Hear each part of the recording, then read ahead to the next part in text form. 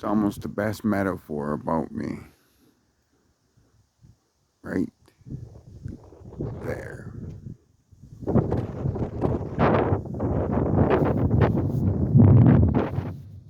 Mm. Mm.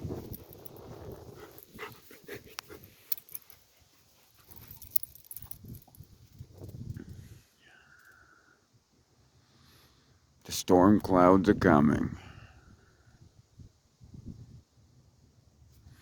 So, I'm going to sit here and I'm going to freely admit that it's hard to be my friend because, one, it's hard to actually become a friend of mine. It took Steve and Barb 6 months each. Now, if I drank with you and partied with you and got a good vibe off you, that would cut the 6 months off, or shave that 6 months off drastically down. But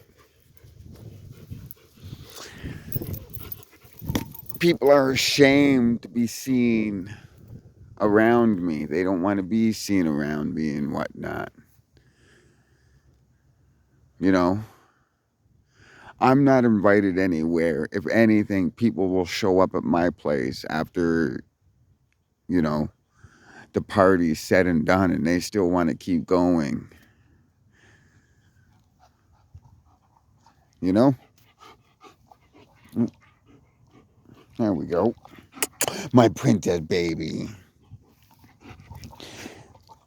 I am a product of my environment, I guess they call it. Come on. I try not to be. 30 years ago, I made a conscious choice to try to love myself before I could love anybody else. I decided to go completely reclusive, introverted, and whatever. I went completely solitary. That was over 30 years ago.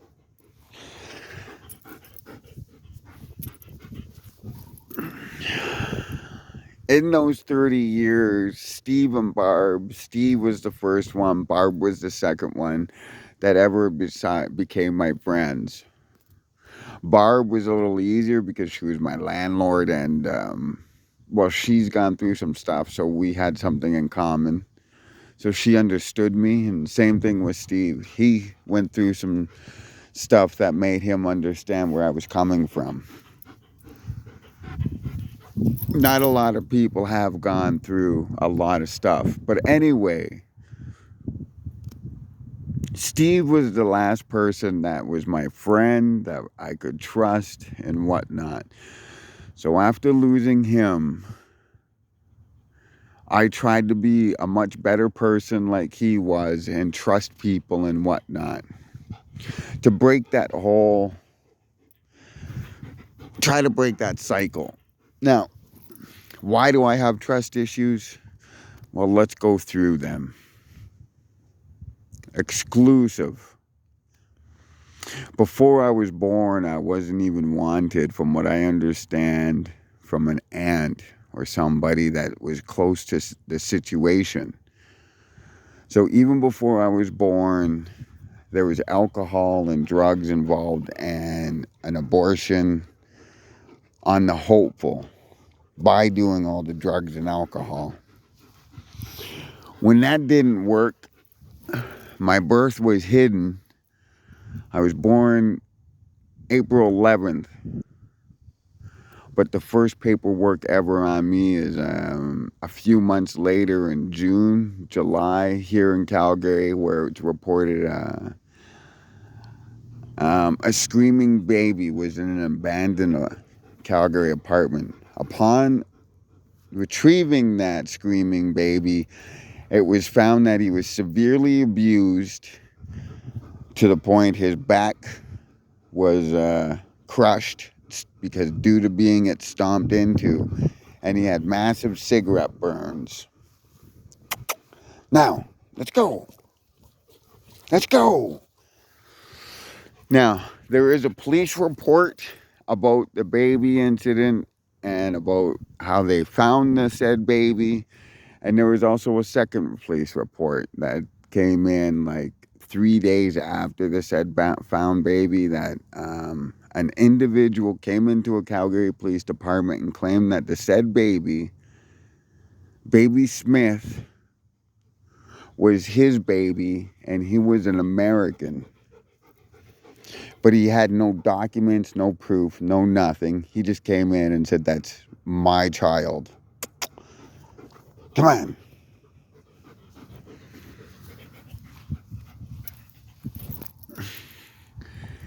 In a document few months later that was documented by the the Alberta Child Society or Protective Society or whatever they called themselves at the time, stated that one mother stated that, "Oh, I came to Calgary to give my baby over to my friend because she couldn't have any." Come on. There was some other information, but from what I gather, being a former criminal, seeing the official documents, is I was an unwilling consent baby. And the hatred that follows that is everything that happened in Calgary. Somebody stomped this unwilling baby half to death. Somebody was so vindictive and hated this baby so much that they tortured said baby by putting cigarette butts out on its back. They stomped it, left it for dead in an abandoned Calgary apartment. That is pure hatred. That is pure evil in its most. And the only conclusion that I can come up with, the attempted selling, the attempted murder of myself, was that I am an unwilling consent baby. Come on. Let's go. So, after I was adopted, and after that shenanigan, I ended up in the Alberta Child Care Protective Services, where they thus refused to give me any of my vaccines, any medical attention, and locked me away in a closet and only served me what we suspect was oatmeal and or cream of wheat. Because at the time, those were the only foods I would eat, minus the sugar. So it would just be straight whatever, and I would just eat it with my hands. Upon adoption, after staying in a closet and being systematically abused and starved and denied medical, come on, I was adopted out to an abusive, racist family.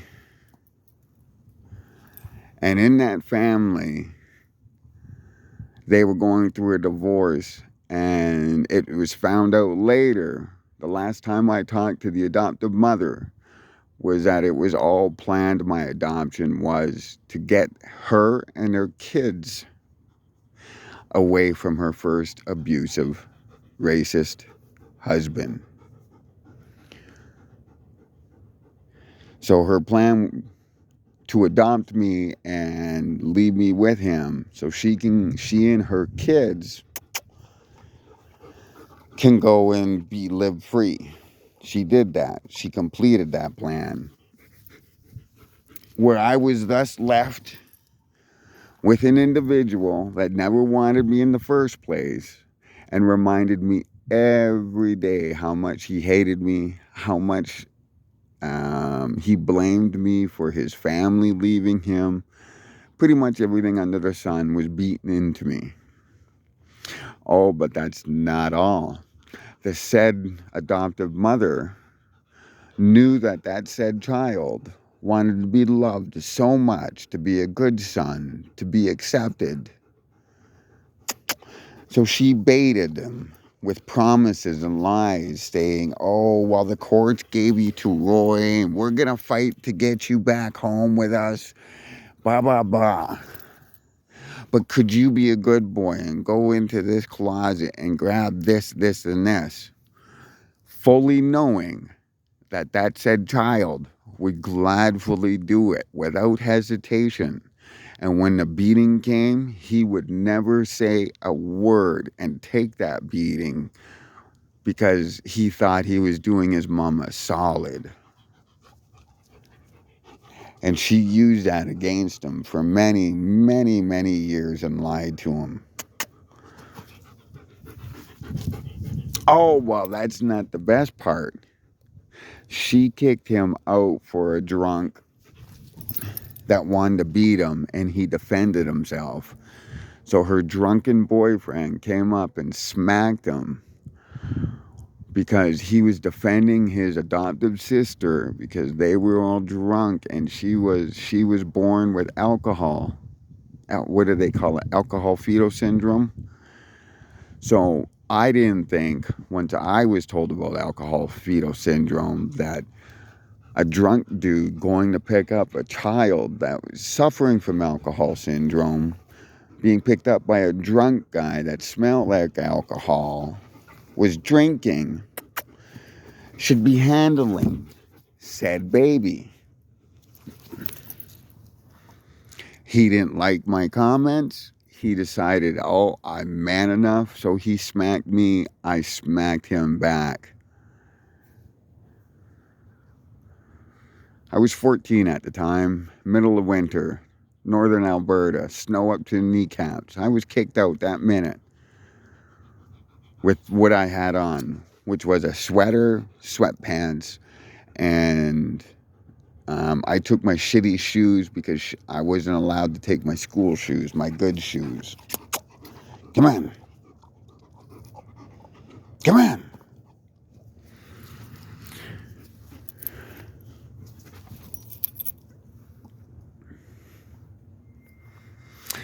And then I had to deal with her second husband, a convicted pedophile, which was nice.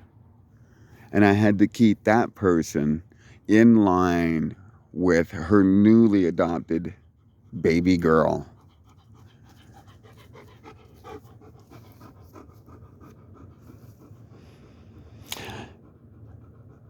I then run into her oldest son, who says, let's move to Edmonton at 14. You can start your life over. You can go back to school. You can get an education. You can get work. You don't have to worry about all this shit. You can start a whole new life. I got a place. I'll have a place. I got a place. You can stay with me. Come on. Come on. You can stay with me, and yada, yada, yada. Made everything look good. Found out it was Joan's idea because she didn't want me around. So she talked her son into bringing me out here with that ideology and lies, only to find out when I actually arrived here in this city that, oh, we're homeless. I don't have a home per se yet, and we're going to have to sleep at the hostel. At that time, the hostel did not allow Jewies, and they did not have a Jewie hostel. So guess who get to sleep on the streets? Well, somebody went into a nice hostel and slept in a hostel. And then that same person tried to pimp that same child for drugs.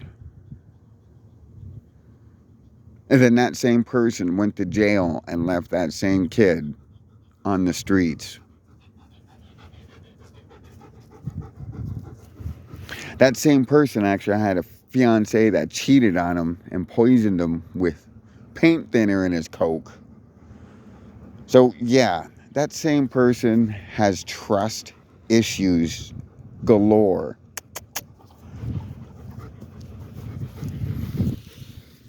But, you know what? I'm not going to blame anybody. I'm not going to be angry that I'm going to lose everything here in 12 days, that I'm going to lose my dogs. The things that keep me getting up every day, I'm just going to do what I always do, accept blame. It's my fault. I'm the piece of shit that deserves that, why I'm in this position and why I'm going to be homeless and why I'm going to lose my dogs. It's eventually my fault. Just to save time and everything else. And somehow I'll deal with the fallout.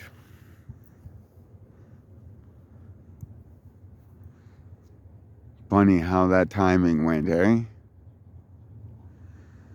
Completely dark. I'll take the cue. I hope people understand about me. That's why I decided to be alone, so my baggage can come with me. I've been lied to so many times. I'm so broken. All I want to do is make sure my pets are happy. Because that's something I'll never have.